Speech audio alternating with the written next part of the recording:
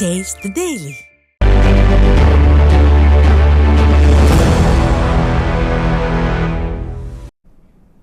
இரண்டாயிரத்து 24ஆம் ஆண்டில் அறிவியல் மற்றும் தொழில்நுட்பத் துறையில் நடைபெற்ற முக்கிய நிகழ்வுகள் குறித்த தகவல்களை இந்த செய்தி தொகுப்பில் காணலாம்.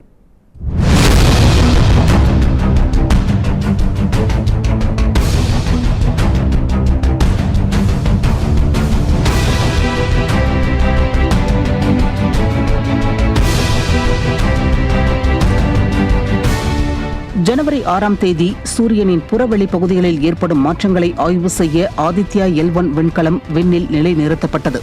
இதன் மூலம் விண்வெளி ஆராய்ச்சியில் இந்தியா புதிய சாதனையை படைத்தது. இந்த விண்கலம் ஜூலை 2இல் தனது முதல் ஒளிவட்ட சுற்றுப்பாதையை நிறைவு செய்தது. பிப்ரவரி 16இல் இஸ்ரோ வடிவமைத்த கார்ட்டோசாட் 2 செயற்கைக்கோளின் பயன்பாடு நிறைவடைந்து புவி வட்டப்பாதையிலிருந்து விடுவிக்கப்பட்டு கடலில் விழ வைக்கப்பட்டதாக இஸ்ரோ அறிவித்தது. பிப்ரவரி 17இல் வானிலை தகவல்களை துல்லியமாக அறிந்து கொள்ள இன்சாட் 3DS என்ற செயற்கைக்கோள் ஸ்ரீஹரிகோட்டாவிலிருந்து விண்ணில் ஏவப்பட்டது. பிப்ரவரி 28இல் தூத்துக்குடி மாவட்டம் குலசேகரப்பட்டினத்தில் இந்திய விண்வெளி ஆராய்ச்சி மையத்தின் சார்பில் ராக்கெட் ஏவுதளம் அமைக்க அடிக்கல் நாட்டப்பட்டது. ஏப்ரல் 4இல் இந்திய பாதுகாப்பு ஆராய்ச்சி மற்றும் மேம்பாட்டு அமைப்பு அணு ஆயுதங்களை ஏந்திச் செல்லும் அதிநவீன அக்னி பிரைம் ஏவுகணை சோதனையை வெற்றிகரமாக செய்தது. இந்த ஏவுகணை 2000 கிலோமீட்டர் தூரம் சென்று தாக்கும் திறன் கொண்டது என்று கூறப்படுகிறது.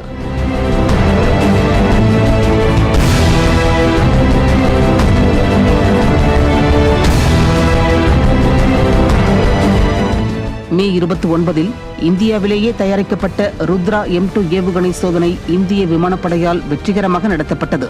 இந்த ஏவுகணை எதிரிகளின் இலக்குகளை துல்லியமாக தாக்கும் திறன் கொண்டது. மே 30இல் உலகின் முதல் 3D பிரிண்டிங் தொழில்நுட்பத்தில் செமி கிரையோஜெனிக் ராக்கெட்டை இஸ்ரோ உதவியுடன் அக்னிகுல் காஸ்மோஸ் எனும் நிறுவனம் வடிவமைத்தது. இது 300 கிலோ எடை கொண்ட விண்கலத்தை 700 கிலோமீட்டர் தூரம் வரை சுமந்து செல்லும் திறன் கொண்டது. இது ஸ்ரீஹரிகோட்டாவில் உள்ள தனியார் ஏவுதளத்திலிருந்து வெற்றிகரமாக ஏவப்பட்டது. ஜூன் 23இல் செயற்கைக்கோள்களையும் விண்கலன்களையும் சுமந்து சென்று விண்வெளியில் நிலைநிறுத்திவிட்டு பூமிக்கு திரும்பி வரும் புஷ்பக் எனும் மறுபயன்பாட்டு ராக்கெட்டை இஸ்ரோ உருவாக்கியது. இதன் இறுதிக்கட்ட சோதனை வெற்றிகரமாக நடத்தப்பட்டது. ஆகஸ்ட் 23இல் இந்தியா தனது முதல் தேசிய விண்வெளி தினத்தை கொண்டாடியது. சந்திரயான் 3 நிலவின் தென் துருவ பகுதியில் வெற்றிகரமாக தர இறங்கிய நாளை தேசிய விண்வெளி தினமாக மத்திய அரசு அறிவித்தது. நிலவை தொடும்போது மனித உயிர்களை தொடுவோம் என்ற கருப்பொருளுடன் கொண்டாடப்பட்டது.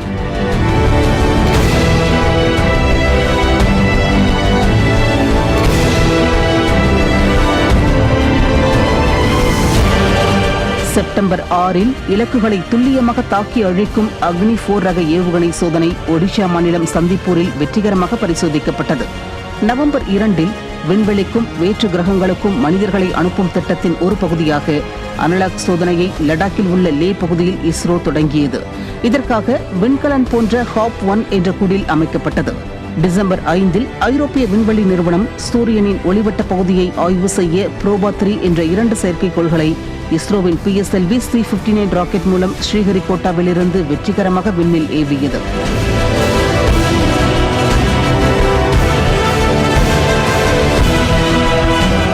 இந்திய அரசின் மிக உயரிய விருதான விஞ்ஞான் ரத்னா புரஸ்கார் விருது அறிமுகப்படுத்தப்பட்டது. இந்த விருதினை பெறும் முதல் நபராக தமிழகத்தை சேர்ந்த உயிரி வேதியியல் விஞ்ஞானி G. பத்மநாபன் பெருமை பெற்றார். 2024ஆம் ஆண்டுக்கான விஞ்ஞான் ஸ்ரீ விருதுகளை பெங்களூரில் உள்ள வான் இயற்பியல் மைய இயக்குநர் அன்னபூரணி சுப்பிரமணியம், திருவனந்தபுரத்தில் உள்ள அறிவியல் மற்றும் தொழில்நுட்ப மைய இயக்குநர் அனந்த ராமகிருஷ்ணன் உள்ளிட்டோர் பெற்றனர். 2024ஆம் ஆண்டிற்கான விஞ்ஞான் யுவா சாந்தி ஸ்வரூப் பட்நாகர் விருதுகளை சென்னை IIT பேராசிரியர்கள் பெற்றனர். சந்திரயான் 3 திட்டத்தில் பணியாற்றிய விஞ்ஞானிகள் மற்றும் பொறியாளர்களுக்கு விஞ்ஞான் குழு விருது வழங்கி கௌரவிக்கப்பட்டனர். பிரபஞ்ச ஆய்வின் புதிய மைல்கல்லாக நாசாவின் ஜேம்ஸ் வெப் தொலைநோக்கி உலகளவில் பல விவாதங்களை ஏற்படுத்தியது. காலத்தை பின்னோக்கி பார்க்கும் விதமாக இந்த நுண்ணோக்கி வடிவமைக்கப்பட்டுள்ளது. பெருவெடிப்புக்கு பிறகு புவியின் தோற்றம் குறித்த புகைப்படங்களை வெளியிட்டு பல விவாதங்களை ஏற்படுத்தியது.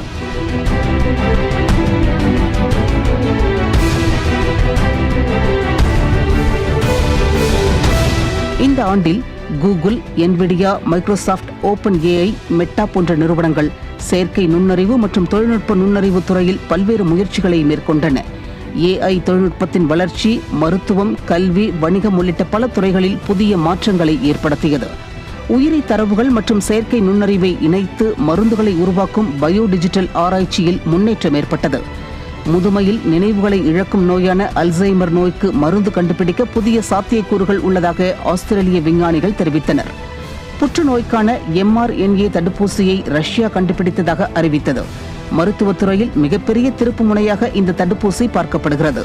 2025 இந்த தடுப்பூசியை வெளியிட உள்ளதாக ரஷ்யா அறிவித்திருக்கிறது.